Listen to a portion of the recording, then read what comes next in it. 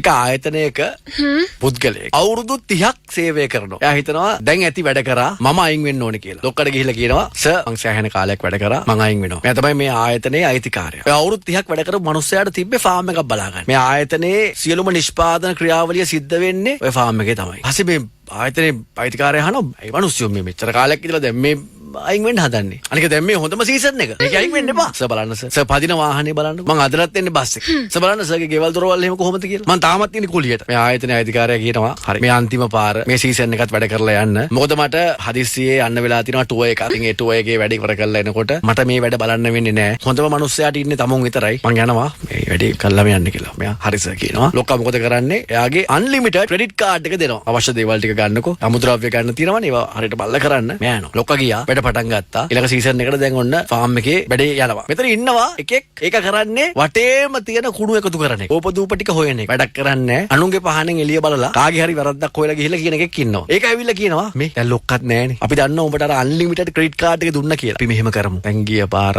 බර ගාණක් වියදම් කරාන ඔය මැටීරියල්ස් වලට 150ක් අඩු කරලා මට බඩු ගන්න පුළුවන්. මයි කන්ටැක්ට් එකක් තියෙනවා. අපි 150ක් අඩු කරලා ඒ බඩු දාලා කරමු. පොට්ටක් ඉතින් තත්වය අවුල් තමයි. හොඳම බඩු නෙවෙයි. පොට්ටක් ඉතින් එහෙම වෙලා තියෙනවා. අවුලක් නැහැ. අපි මේ බඩු දාලා වැඩේ කරමු 150ක අපිට වාසිය තියෙනවානේ. ඔබ 140ක්ම තියාගනින්. මට 110ක් දීපන්කෝ. මං කොහොමත් ඉතින් ගේමක් ගහ ගන්නවනේ. මාර ඩීල් එකක් ගැහුවේ. මේ මිනිස්සයා කල්පනා කරලා නෑ එහෙම මං කරන්නේ. මට එහෙම කරන්න ඕනේ. ඒතර මිනිස්සයා කියනවා තාමසිරේ ඉතින් හැමදාම ඔය මේ කුලීගේ වගේව බස් එකේ තමයි යන්න වෙන්නේ. එනවනේ මං අදටත් එන්නේ වාහනයක. තවුන්තරට මොලයක් නෑ ඔයි. සෙට් වෙන්නේ නෑ වැඩේ. හොඳට වැඩේ කරනවා අර මිනිස්සයා. ඒ අවුරුදු 30ක් පුරාවට කරා වගේම හොඳ පළදාවක් ගන්නවා. හොඳට ප්‍රොෆිට් කරනවා අවසාන සීසන් එක. ලොක්කා එනවා ටුවර් එක ඉවර කරලා ඔෆිස් එකට ඇවිල්ලා අහනවා කොහොමද කියලා. අර මිනිස්සයා කියනවා හොඳයි සර් මම ඔන්න අවසාන වශයෙන් බාරගත්ත වැඩෙත් කරා මං එහෙනම් යනවා. යන්න කලින් පොඩ කතා කරමු කියලා මෙයාගේ කරට දාගෙන හැමෝම ඉන්න තැනට එක්කන් යනවා. එක්කන් ගිහිල්ලා බලන්න නේ අපිට අවුරුදු ගාණක් හිටපු සේවකයෙක් ඔන්න අයින් වෙලා යන්න හදනවා. යදිම මේ ෆයිනෑන්ස් මැනේජර් නෝ සර් කියපු එක මට කියන්න මේ පාර ප්‍රොෆිට් එක කොහොමද කියලා. ඒතර අවුරුදු 30ක් හිටපු මිනිස්සයා කියනවා සර් මේ පාර ගිය පාරට වඩා 80%ක් අපි වැඩියෙන් කරලා තියෙනවා. ඒතර ෆයිනෑන්ස් මැනේජර් එක තහවුරු කරනවා.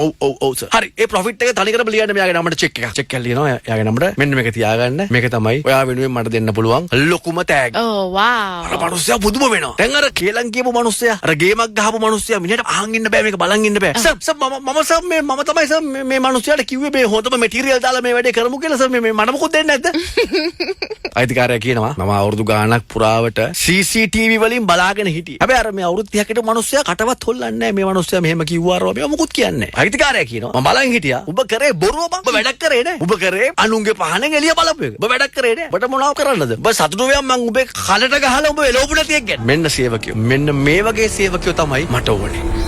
ලස්සන කතාවක්. දැන් කතාවේදී අවංකව සේවය කරපු මිනිස්සයා ජයග්‍රහණය කරා. හැබැයි සැබෑ ජීවිතේදී මල්ලි කවදාවත් එහෙම මිනිස්සු දිනන්නේ නැහැ. සැබෑ ජීවිතේදී අපේ කතාවට ආවොත් හැමදාම දින්නේ පොරබොරු වංචා කරපු එක එක්කෙනාට කඩේ ගිය තව කාගේ හරි වැරද්දක් ගිහිල්ලා හොයලා කියපු තමන්ගේ වැඩේ කරන්නේ නැතුව අනුන්ගේ පහනෙන් එළිය බලපු අය තමයි. ගොඩාක් ආයතනවල හැමතැනම නෙවෙයි ලොකු පුටුවල වැජබෙන්නේ ලොකු පුටුවල රජ කරවන්නේ අනුන්ගේ පහනෙන් එළිය බලන මෙලෝදියක් දන්නේ නැති මෝඩහරක්.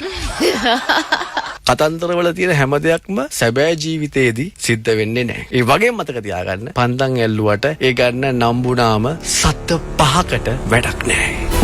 පන්දන් අල්ලා නම්බුනාමේ පන්දම අල්ලා නම්බුනාමේ කාලේ අවලංගුයි නෝනේ දුප්පත් අපි රජවරු 96.1 again 96.3 Hiru FM Ara Pasmara Ahanna